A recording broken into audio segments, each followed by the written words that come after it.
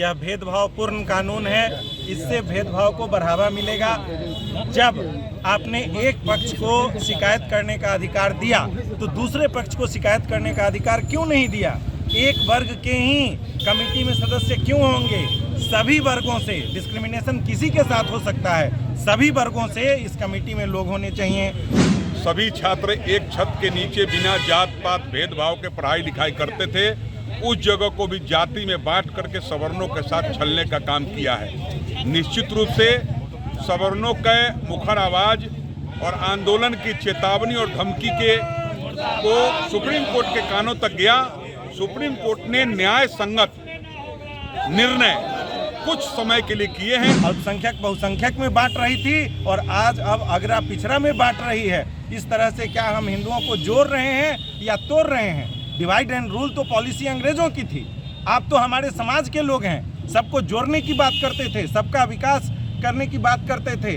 तो ये तो सवर्णों का विनाश आप कर रहे हैं। समाज के हर वर्ग के लोग इसके साथ जुड़े हुए हैं। जो सवर्ण समाज है बहुत आंदोलित है और यह ध्यान सरकार तक भी पहुंच गया है। आज हम धन्यवाद देना चाहते हैं सुप्रीम कोर्ट को।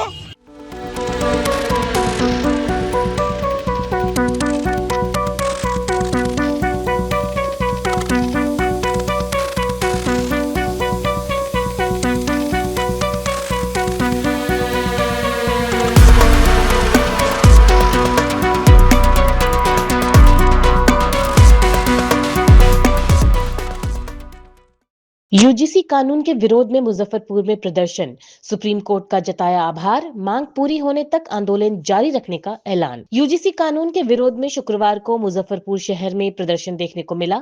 ऐतिहासिक लंगट सिंह कॉलेज के समीप बड़ी संख्या में लोगों ने एकत्र होकर कानून के खिलाफ नारेबाजी की और केंद्र सरकार से इसे वापस लेने की मांग की। प्रदर्शनकारियों ने कहा कि जब तक उनकी मांगे पूरी नहीं होती तब तक आंदोलन जारी रहेगा।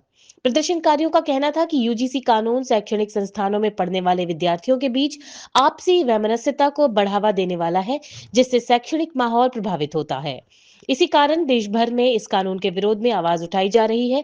मुजफ्फरपुर में निकाले गए विरोध मार्च के माध्यम से केंद्र सरकार को अपना संदेश देने का प्रयास किया गया। इस दौरान प्रदर्शन कर रहे लोगों ने सुप्रीम कोर्ट के प्रति आभार भी जताया।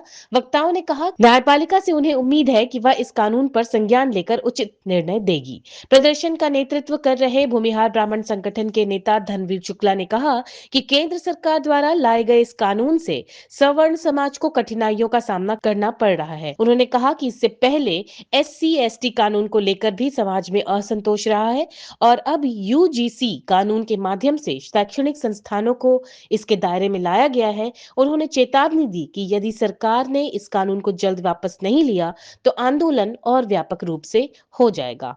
आइए दिखाते हैं आपको कि क्या सब बातचीत हुई यहाँ इस आंदोलन कर रहे लोगों के बीच। का नाम लेकर, लेकिन यह कानून डिस्क्रिमिनेट करता है। यह भेदभावपूर्ण कानून है। इससे भेदभाव को बढ़ावा मिलेगा। जब आपने एक पक्ष को शिकायत करने का अधिकार दिया तो दूसरे पक्ष को शिकायत करने का अधिकार क्यों नहीं दिया? एक वर्ग के ही कमेटी में सदस्य क्यों होंगे? सभी वर्गों से, डिस्क्रिमिनेशन किसी के साथ हो सकता है, सभी वर्गों से इस कमेटी में लोग होने चाहिए और सबको शिकायत करने का मौका मिलना चाहिए। दूसरी बात है कि अगर शिकायत गलत हो, अगर झूठी शिकायत हो तो शिकायत करने वाले को सजा मिलनी चाहिए। यह सब प्रावधान पहले के कानून में था जो अभी हटा दिया गया है। यह दुर्भाग्यपूर्ण है। इसको रोल बैक करना चाहिए और पुनः पहले वाला कानून लागू करना चाहिए। इससे समाज में भेदभाव होगा। पहले सरकार अल्पसंख्यक बहुसंख्यक में बांट रही थी और आज अब अगरा पिछड़ा में बांट रही है। इस तरह से क्या हम हिंदुओं को जोड़ रहे हैं या तोड़ रहे हैं? डिवाइड एंड रूल तो पॉलिसी अंग्रेजों की थी। आप तो हमारे समाज के लोग हैं, सबको जोड़ने की बात करते थे, सबका विकास करने की बात करते थे। तो ये तो सवर्णों का विनाश आप कर रहे हैं। समानता का बात कर रहे हैं कि समानता लाने के लिए किया गया है। नहीं, ये डिस्क्रिमिनेटरी है। आप पढ़ लीजिए, कोई भी जो OBC है, SC/ST है, उसको तो शिकायत करने का अधिकार है, लेकिन जो सामान्य वर्ग के बच्चे हैं उनको शिकायत करने का अधिकार नहीं है। नंबर 1। नंबर 2, पहले के कानून में था कि अगर शिकायत झूठी पाई जाती है तो शिकायतकर्ता, चाहे वह OBC हो, SC/ST हो, उसके खिलाफ मुकदमा चलेगा। लेकिन अभी उस प्रावधान को हटा दिया गया है। झूठी शिकायत भी कोई कर दे तब भी उस पर मुकदमा चलेगा और सामान्य कोटि के जो छात्र होंगे उनको पनिश किया जाएगा। ये कहाँ का कानून है?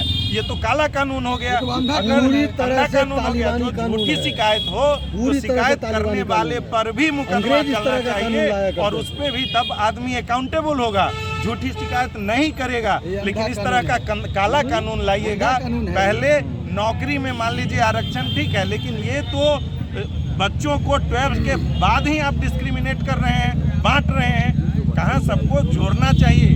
राजनीति में अगर आप आए हैं, सार्वजनिक जीवन में हैं, तो आपका उद्देश्य समाज को जोड़ना होना चाहिए, तोड़ना और बांटना नहीं होना चाहिए। आप समाज को तोड़ रहे हैं, बांट रहे हैं, यह निंदनीय है, घृणित है। हम लोग इसकी घोर निंदा करते हैं। काला कानून। देखिए, देश की सरकार, नरेंद्र मोदी की सरकार ने सवर्णों पर एक काला कानून लाने का कोशिश किया है यूजीसी के माध्यम से।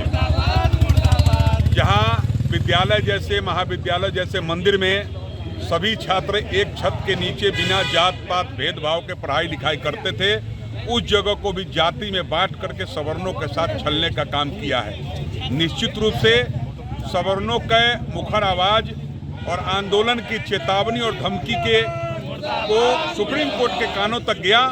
सुप्रीम कोर्ट ने न्याय संगत निर्णय कुछ समय के लिए किए हैं, मैं उनका आभार जताता हूं। लेकिन पूर्व की जो घटनाएं हैं, ST एक्ट वाले मामले से हम लोग काफ़ी डरे हुए हैं, सहमे हुए हैं और काफ़ी सतर्क भी हैं। चूंकि पूर्व में ST मामले में भी सुप्रीम कोर्ट ने रोक लगाया था, लेकिन देश की ये नरेंद्र मोदी की सरकार ने पार्लियामेंट में बैठ करके उस कानून को उन्होंने संवैधानिक रूप से फिर से दर्जा दिया। आज सवर्ण समाज काफ़ी चिंतित, काफ़ी विचलित, काफ़ी डरा हुआ है।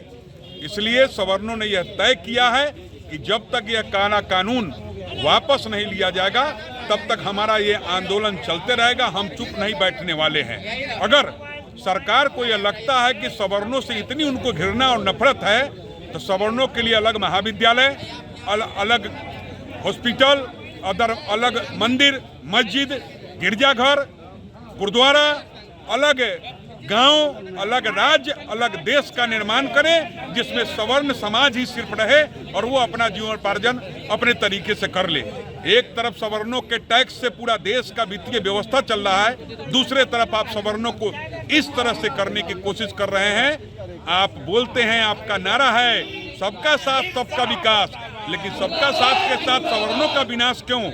और हिंदू में बोलते हैं कि कटोगे तो बटोगे, तो आप ये कौन प्रावधान लाए हैं? इसमें कटने और बटने की स्थिति बना रहे हैं।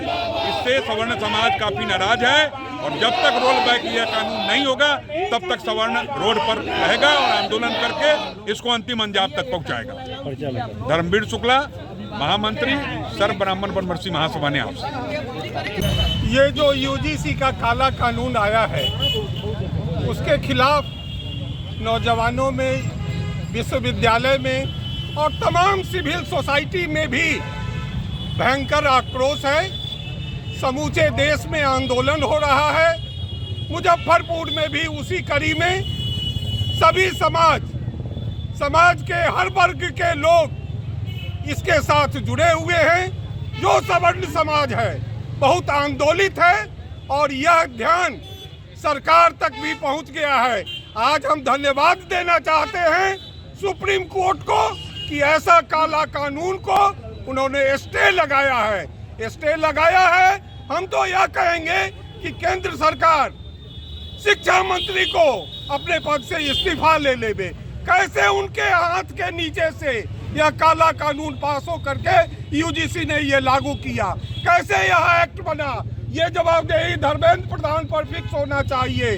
मोदी जी अगर जननेता हैं तो इस कानून को वापस लेना होगा और निश्चित रूप से लेना होगा। सरकार तो कह रहा समानता के लिए लाए हैं। समानता की भावना, ये तो आए थे मोहन भागवत जी, सद्भावना के लिए आए थे। सभी सिविल सोसाइटी के लोगों को बुलाया था। सिविल सोसाइटी के लोगों ने वहाँ कहा कि आखिर ये कानून सद्भावना के लिए है या एक समाज को चिन्हित करके उसको प्रताड़ित करने का काम करने के लिए किया गया है। मोहन भागवत जी टाल गए, बात को टाल गए और उन्होंने कहा कि हम पता करेंगे कि क्या हो रहा है यह काके टाल कर। उस बैठक में मैं भी था, मैं ही पहला आदमी था जो ये सवाल मोहन भागवत के सामने किया था। कोई नेता बोलने के लिए तैयार नहीं है इस पे, न मंत्री न ही कोई जो स्वर्ण नेता भी है वो भी नहीं बोल रहे। दुर्भाग्य है हमारे समाज का, इतनी अगर जिगर नहीं है, इतनी अगर क्षमता नहीं है, हृदय में इतनी ताकत नहीं है तो राजनीति से इस्तीफा दे देना चाहिए। जी बिल्कुल नहीं, हम सर्व समाज के नेता हैं। इलेक्शन के समय पे एनडीए के नेता बने बिल्कुल एनडीए के समर्थक रहे हैं। जी हाँ बिल्कुल, हम और आज इस कानून हम अच्छे बुरे का फैसला करते हैं। हम किसी राजनीतिक दल के सदस्य नहीं हैं। और गृह मंत्री कह रहे कानून है तो मानना पड़ेगा, एक्ट है तो मानना पड़ेगा। नहीं, गृह मंत्री रोल बैक करना पड़ेगा। समूचे देश में आंदोलन हो गया है साहब, ये कानून नहीं चलेगा इस देश में, किसी भी हालत में नहीं। जो हिंदू का बात कर रहे थे कहीं ना कहीं बढ़ते नजर आ रहे हैं। तो हिंदू को तो बांटने का खुद काम कर रहे हैं। ये गोनू ओझा क्या कहावत है, यहाँ जिस डाल पर बैठे हैं उसी डाल को काट रहे हैं।